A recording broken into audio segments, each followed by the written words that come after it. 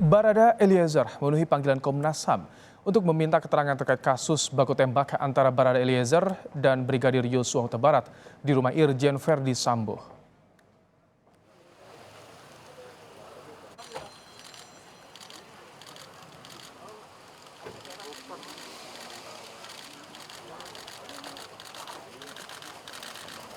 Barada Eliezer tiba di kantor Komnas HAM pada Selasa siang pukul 1:30, saudara. Barada Eliezer hadir bersama seorang ajudan Irjen Verdi Sambo lain yang juga akan diminta keterangan oleh Komnas HAM terkait aksi baku tembak di rumah Irjen Verdi Sambo.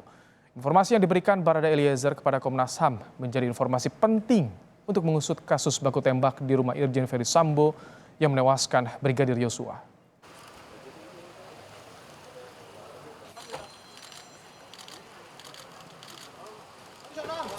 Nggak apa-apa, ntar digabungin aja gambarnya. Tak hanya Barada Eliezer, Komnas HAM juga memanggil 6 orang ajudan Irjen Verdi Sambo lainnya terkait kasus baku tembak di rumah mantan Kadipropam Irjen Verdi Sambo. Sebelum diperiksa, Komnas HAM juga membriefing ajudan Irjen Verdi Sambo untuk memberikan keterangan sejujurnya. Komnas HAM memastikan pemeriksaan 7 ajudan Irjen Verdi Sambo ini dilakukan di ruangan terpisah. Nggak apa-apa, ntar digabungin aja gambarnya.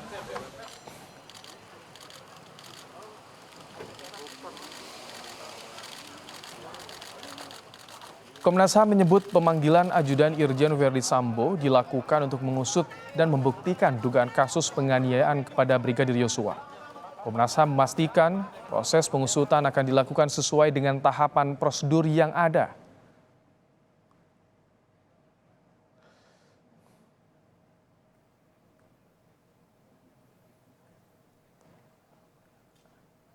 Ada spekulasi bahwa salah satu penyebab kematian adalah adanya penyiksaan. Kita ingin buktikan itu.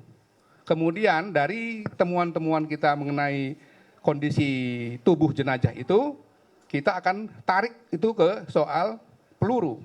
Peluru akan berkait dengan senjata. Senjata akan berkait dengan siapa yang memiliki senjata itu.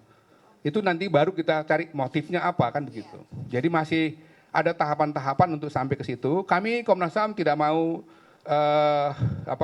dipengaruhi oleh sekarang ada macam-macam spekulasi. Kami akan ajak Anda langsung menuju ke kantor Komnas HAM. Ada jurnalis Kompas TV Dipo Nurbahagia. Selamat petang, Dipo. Apakah pertemuan Komnas HAM dengan Barada Eliezer sudah selesai, Dipo? Apa sebetulnya ingin digali Komnas HAM kepada Barada Eliezer?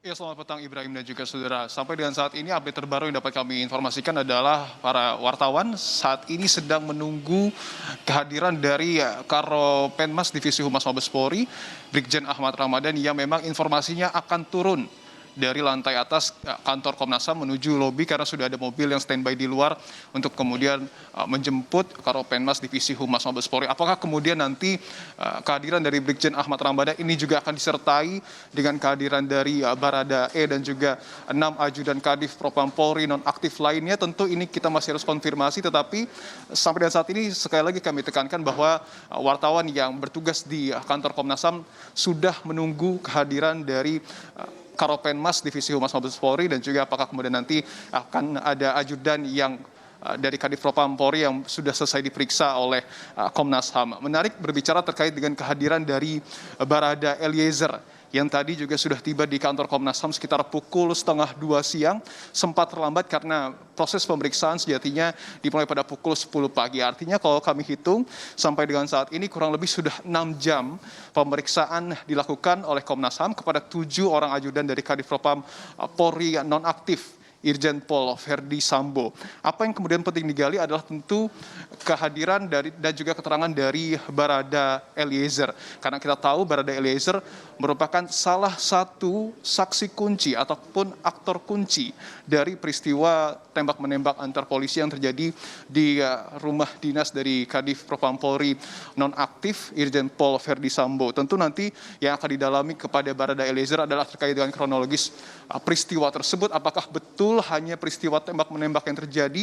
Karena seperti yang kita ketahui bersama, ada juga informasi yang beredar ada luka-luka lain yang lahir selain luka tembakan yang ada di tubuh dari jenazah Brigadir Yosua. Tentu ini adalah hal yang sangat penting untuk kemudian dimintai keterangannya oleh Komnas HAM kepada Barada Eliezer. Penggunaan senjata ini juga nanti tentu akan dimintai keterangannya oleh Komnas HAM kepada Barada Eliezer, karena seperti yang kita ketahui juga ada senjata Glock 17 yang digunakan oleh Barada Eliezer, kemudian juga ada senjata HS-9 yang digunakan oleh Brigadir Yosua. Tentu penggunaan senjata ini juga sedikit banyak akan memberitahu kepada pihak Komnas HAM apakah kemudian betul informasi ataupun bekas luka yang kemudian ada di tubuh jenazah Brigadir Yosua itu betul karena senjata yang tadi kami sebutkan atau tidak. Dan yang menarik adalah keterangan yang juga akan dimintai oleh ke-6 orang ajudan dari Kadif Propam Polri nonaktif lainnya, karena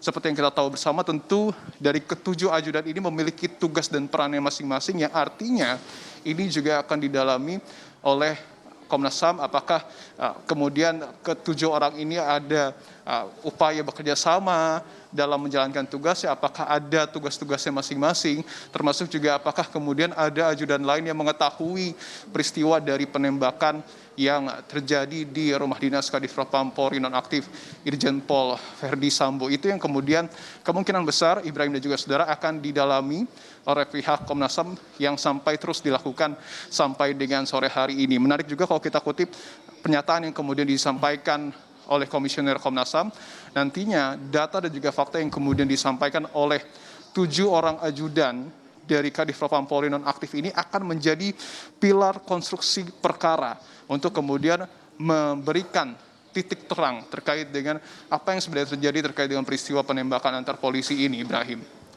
Dipo, 7 ajudan diperiksa di ruangan terpisah. Apakah diperiksa dalam waktu bersamaan atau bergantian, Dipo? Dikonfrontirkah juga? Ini juga yang tadi sudah disampaikan oleh Ketua Komnas HAM yang menyebutkan bahwa ada beberapa mekanisme terkait dengan proses pemeriksaan yang dilakukan pada hari ini dari pukul 10 pagi sampai dengan saat ini. Yang pertama adalah mekanisme pemeriksaan akan dilakukan secara sendiri-sendiri, artinya besar kemungkinan akan dilakukan di ruangan yang berbeda. Kemudian juga ada mekanisme kedua, nanti keseluruh ajudan ini akan dikumpulkan bersama-sama dan kemudian akan dimintai keterangannya. Apakah kemudian antara keterangan satu dan lainnya ini memiliki suatu kesamaan, ada benang merah di sana, tentu ini yang juga menjadi titik temu ataupun hal yang akan dicari oleh pihak Komnas HAM. Apakah kemudian nanti akan dikonfrontir? Tentu ini menjadi salah satu opsi tersendiri bagi Komnas HAM jika nanti ada perbedaan pendapat dari masing-masing ajudan pada saat dimintai keterangannya. Tetapi yang menarik, selain nantinya akan memeriksa ajudan dari Kadif Propam Polri nonaktif, tetapi juga nanti direncanakan pada pekan ini Komnas HAM juga akan melakukan pemanggilan kepada Lab-4 Polri untuk kemudian mendalami terkait dengan senjata yang digunakan oleh Barada Eliezer maupun Brigadir Yosua, dan juga nanti akan ada pihak dari Cyber Polri yang kemudian juga nanti akan dimintai keterangannya untuk mengetahui apakah kemudian nanti ada bukti-bukti dari CCTV yang kemudian didapati oleh pihak kepolisian, Ibrahim. Dipo, investigasi Komnas HAM pengumpulan informasinya secara imparsial berbeda dengan tim khusus.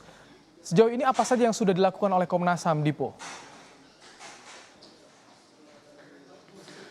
Iya, sejauh ini kalau kita rinci pada pekan ini saja, Ibrahim dan juga saudara, pada hari kemarin kita ingat bahwa Komnas HAM sudah mulai melakukan pendalaman khususnya terkait dengan detail luka yang ada dan juga jenis luka yang ada di jenazah dari Brigadir Yosua. Sebelumnya pihak Komnas HAM sudah melakukan pemeriksaan ataupun melakukan pencarian informasi kepada pihak keluarga Brigadir Yosua, kemudian juga sudah memintai keterangan kepada ahli yang kerap kali bekerja sama dengan Komnas HAM pada saat mengurusi suatu kasus. Dan yang terakhir pada hari kemarin pihak dari Komnas HAM juga sudah memintai keterangan dari tim Dokes Polri untuk kemudian mengetahui sebenarnya seperti apa kondisi jenazah dari awal ditemukan, kemudian juga pada saat proses otopsi, dan juga tentu bagaimana luka-luka yang ada di dalam ataupun yang ada di tubuh dari jenazah dari Brigadir Yosua. Sejauh ini pada pekan ini khususnya, Ibrahim dan juga saudara, itu yang kemudian sudah didalami oleh Komnas HAM. Tentu nanti informasi yang didapati dari